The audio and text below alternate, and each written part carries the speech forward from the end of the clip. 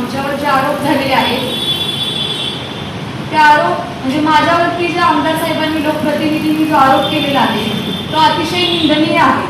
कारण माझ्यावर जो टक्केवारीचा त्यांनी आरोप केलेला आहे, म्हणजे आरोप तरी कोण करते, लोकप्रतिनिधींनी जो माझ्यावर टक्केवारीचा आरोप केलेला आहे तो अत्यंत हास्यास्पद आहे. ज्यांचं उभं आयुष्य टक्केवारीवरती गेले त्यांनी माझ्यावरती हा आरोप करणं म्हणजे हास्यास्पद आहे.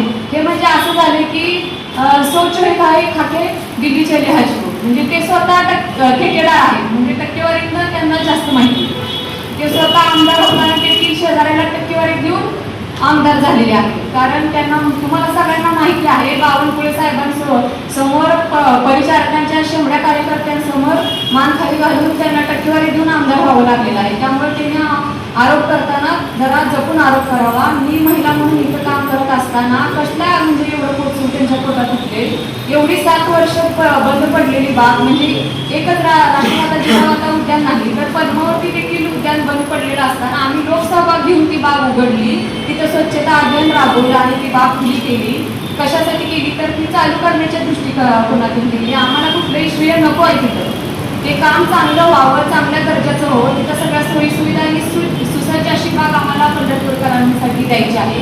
त्या दृष्टिकोनातून ती बाग ओपन करून आम्ही ती उद्यान उघडलं होतं. कुठलंही काम पूर्ण झालेलं नसताना अपूर्ण कामाचं उद्घाटन करणं कितपत योग्य आहे ते आपण त्याचा पाठपुरावा करावा एवढीच आमची मागणी आहे.